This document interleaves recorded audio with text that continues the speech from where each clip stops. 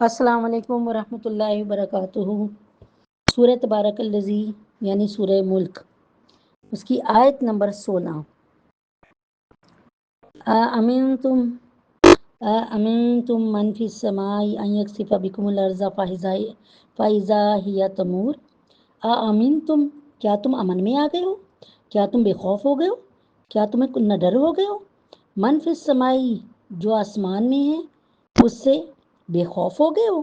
ان یخسفا، کہ وہ دھسا دے، ان یخسفا بکم الارض، کہ وہ تم کو زمین میں دھسا دے، فائزہ ہیا تمور، اور پھر زمین کیا ہو؟ فائزہ، پھر جب کیا وہ، پھر وہ زمین تھرتھرانے لگے۔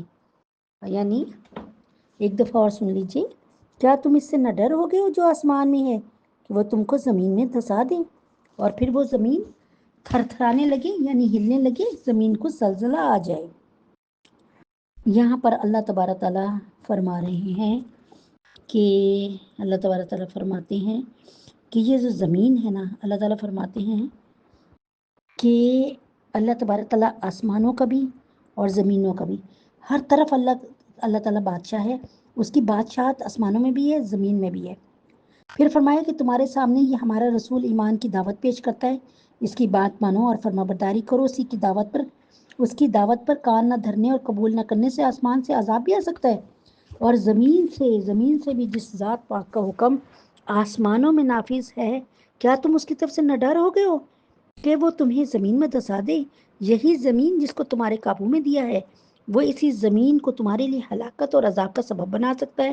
وہ اسی زمین میں شگاف ڈال کے تمہیں اس میں دھسانے لگے تو زمین تھر تھرا کر الٹ پلٹ ہونے لگے، جس سے تم اس کے اندر جاتے چلے جاؤ گے، زمین الٹ پلٹ ہوتی رہے گی اور تم مزید اندر جاتے رہو گے اور اس کے اندر چلے جاؤ گے۔ اور اس ذات پاک کو یہ بھی قدرت ہے جس کا آسمان میں حکم ہے اور آسمان میں اسی کا حکم چلتا ہے، زمین پر اس پر اسی کا حکم چلتا ہے۔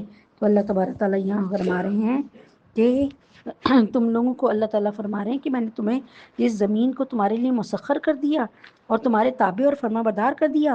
ہونا تو یہ چاہیے تھا کہ تم میری فرما برداری کرتے، لیکن تم اتنے نہ ڈر اور بے خوف ہو گئے ہو اس سے جو آسمانوں میں رہتا ہے، یعنی میری حکومت آسمانوں پہ ہے، زمینوں پہ ہے۔ لیکن ہم جب بھی بات کرتے ہیں تو اللہ تعالیٰ کی شان ہے کہ وہ عرفہ ہی عرفہ ہے، یعنی بلند ہی بلند ہے، تو ہمارا دھیان آسمان کی طرف جاتا ہے۔ تو اور یہ بھی ہے کہ اللہ تعالیٰ اعلیٰ ترین مقام جو ہے ساتوں آسمان کے اوپر اللہ تعالیٰ کا عرش تعمیر ہے۔ تو اللہ تعالیٰ فرما رہے ہیں کہ اس سے تم اتنے بے خوف ہو گئے ہو اس اللہ سے جو اس نے تمہیں زمین پہ ملکیت دی اور زمین کو تمہارے تابع فرما بردار بنایا، تابع فرمان بنایا، اور وہ اسی اللہ سے تم بے خوف ہو کے اللہ کے حکم ماننے کے بجائے اپنی من مانی مرضی پہ چل رہے ہو، من چاہی زندگی گزار رہے ہو اور رب چاہی زندگی کو چھوڑ کے۔ اللہ تعالیٰ فرماتے ہیں کہ یاد رکھو کہ تم اتنے نہ ڈر ہو گئے ہو، میں کسی وقت بھی اسی زمین میں تمہیں دھسا دوں گا اور زمین پھر تھرتھرائے گی، اس پر زلزلہ آئے گا اور تم مزید زمین کے اندر جاتے رہو گے۔ السلام علیکم ورحمۃ اللہ۔